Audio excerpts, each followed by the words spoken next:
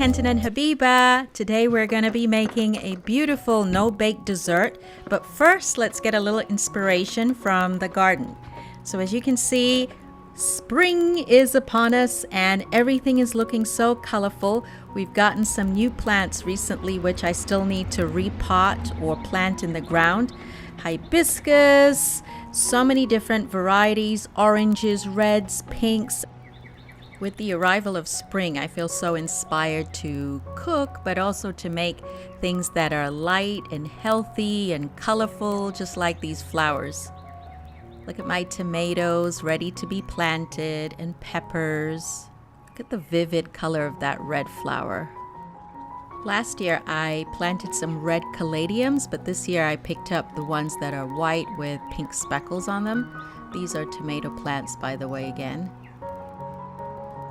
And over here I have some fresh mint growing in the small pot, and I'm going to use some of the leaves as garnish on the dessert.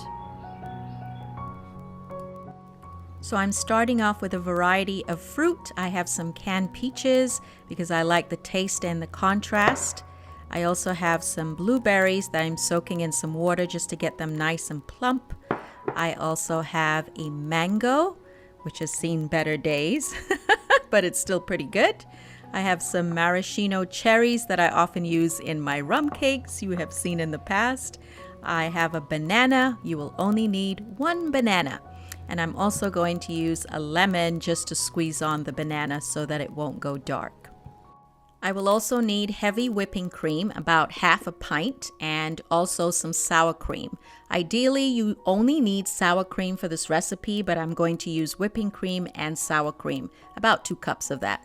I'm also using a jello pack mix. This is the lemon jello instead of plain gelatin, but ideally plain gelatin would work just as well. I also have half a cup of confectioner's sugar and also some vanilla extract, pure vanilla extract. I will also need some mixing bowls and also a bundt cake pan, which often reminds me of Louisiana crunch cake. Here in the South, you will often find Louisiana crunch cakes made in these pans. Okay, you will also need some hot water or boiling kettle. So this part is totally optional, but I decided to grease the pan with some coconut butter. This is organic coconut butter because I just wanted to make sure nothing was going to stick to the pan. So I'm just rubbing in the coconut butter with some kitchen paper towel. And again, this is optional, but I wanted to make sure my dessert was going to slide out, and it will. So besides my garden and the bright colors and all the flowers, I was also inspired by a channel here on YouTube called Cake Boon, I believe it's called. They had a similar recipe. There were a few ingredients that were different, and my technique is also perhaps a little different. Anyway, so I'm using maraschino cherries, as I stated before, and in they go into the pan. But if you had strawberries, that would be great too. Some nice fresh strawberries would be absolutely delicious and beautiful. I also have my mango. I'm going to go ahead and slice that, peel it first, and then dice it up. You know, be careful when you're peeling mangoes. You can easily cut yourself if you're not careful. But mangoes are delicious. You know how I'm obsessed with plantains? I am also obsessed with mangoes. If I could eat mangoes every day, a really sweet mango, love it. Mangoes are really good for you. They are loaded with vitamin C. They actually have a lot more vitamin C than most fruit do.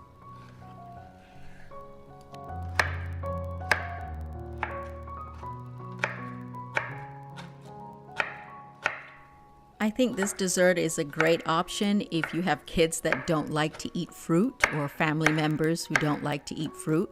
You can kind of get the fruit in here and have it look beautiful. It's also, I think, a great option for Mother's Day coming up. You know, this is a beautiful dessert that you can make ahead of time and serve it, you know, when you're ready, if you store it in the freezer, or you can make it on the same day because it's that easy to make. I'm also adding some blueberries, which you know are full of antioxidants, and I also love the color contrast.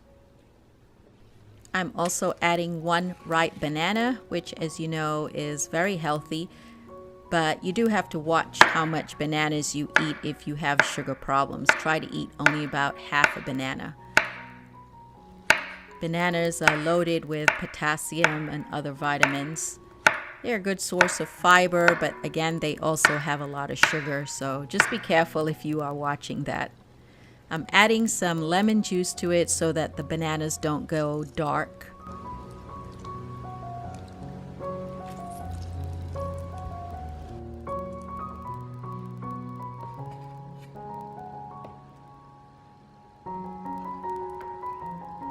I guess it's all about layering different colorful fruit. And again, make sure the fruit that you add don't have too much water in them. You don't want them too hard, but you don't want fruit that are too soggy either. So my peaches, I'm kind of laying on the, sides of the pan.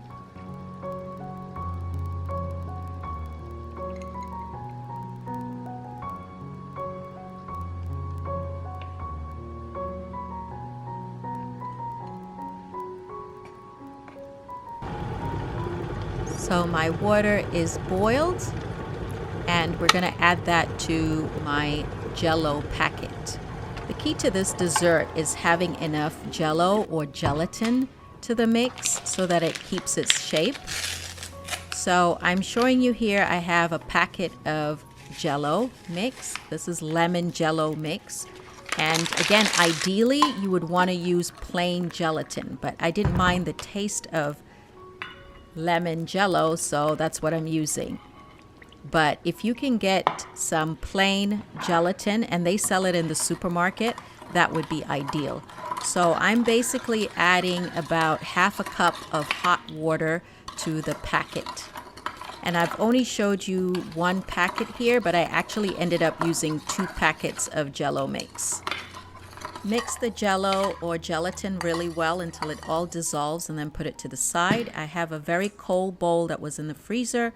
I'm adding the whipping cream to it. This is half a carton of the whipping cream, and I am using my electric whisk when I realize I didn't add the confectioner's sugar or vanilla.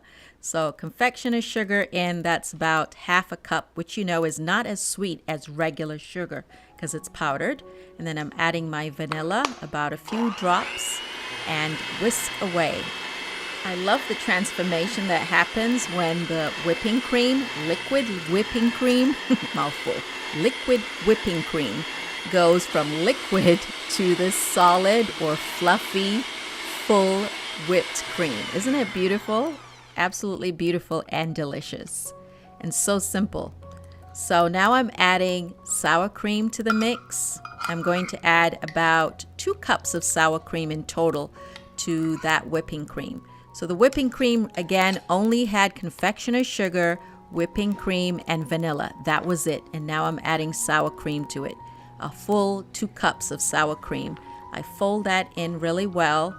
So again, I've got the whipping cream and the sour cream folded in together. If you want, you don't have to use whipping cream, but I happen to like the taste of whipping cream along with the sour cream. So now we're going to incorporate the jello mix. So I'm taking a dollop of the whipped cream and adding that to the jello instead of pouring it directly. And the reason for that is I want the jello to kind of cool down and, be incorporated gradually with the jello mix. So I've, portioned off a small amount of the cream with the jello. So mix that really well and then gradually add that to the large bowl of sour cream and whipping cream. Because again, remember the jello mix was warm and the whipping cream and sour cream was cold. So I don't want to deflate all of that whipped cream that we've made nice and fluffy. So that's why we do it this way. Just adding it in gradually, very gradual. but make sure it's all mixed in well until you have an even consistency and even color. While I'm mixing the cream, the fruit was actually in the freezer and I've taken it out. It's nice and chill. Let's go ahead and pour our cream in. It actually looks like cake batter, doesn't it? Or like really rich homemade ice cream. I pour most of the cream onto the fruit and then I try to even it out with the spatula. Now I'm adding the rest of the chopped fruit. Having the extra layer of fruit is nice because once the dessert is formed and you cut through it, you should be able to see, you know, the bright colors, not just on the top, but somewhere in the middle and the bottom. I'm adding the last of the cream.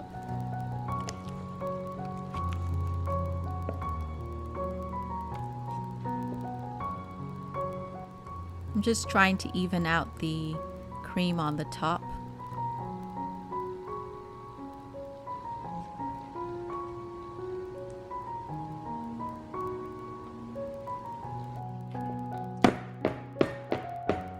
Just making sure everything is settled and that there are no air bubbles. I cover it with cling wrap or saran wrap, whatever you call it, the plastic wrap, and then put it into the fridge. I actually ended up putting it in the fridge overnight, but if you want it a little bit more solid, you can put it in the freezer. This is the next day. I'm going to go ahead and add a little bit of hot water to a shallow pan. I'm immersing the dessert, which is now solid, into the pan. And I suggest you only do this for a few seconds because if you keep it in too long, it will start to melt significantly and make quite a bit of mess. So only a few seconds, and once you see the sides kind of pulling apart, you know it's ready to come out.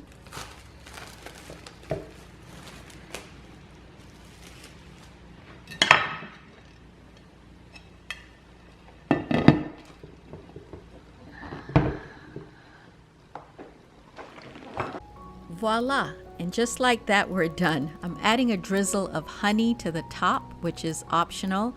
I wanted to decorate it further with some nuts, almond slivers, and so a little bit of honey helps the nuts to adhere.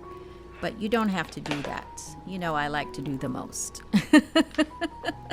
If you don't have honey, you could also use a little bit of caramel sauce would be great with this. So yeah, just a small drizzle of caramel sauce instead of the honey. But I didn't use too much honey, very little. And it actually tastes great with the fruit. After adding the optional almond slivers, now I'm going to go ahead and garnish it with the fresh mint leaves that I showed you earlier from the garden. And just like that, we are done and ready to enjoy. It is so beautiful and delicious. And see, doesn't it remind you of the flowers in the garden? Perfect. Absolutely perfect on this warm day. And if you want it a lot more firm, then go ahead and put it in the freezer instead of the fridge like I did. The colors are just so magical, and honestly, it tastes like the most delicious ice cream cross between a mousse. It's like mousse meets ice cream on top of all the delicious fruit.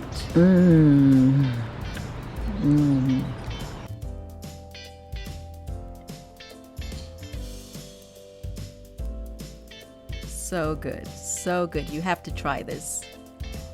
And this is what it looks like when it's frozen. So you can see it looks just like an ice cream cake, and it holds just as well. I hope you enjoyed watching me make this easy no-bake dessert, and come back soon. Bye!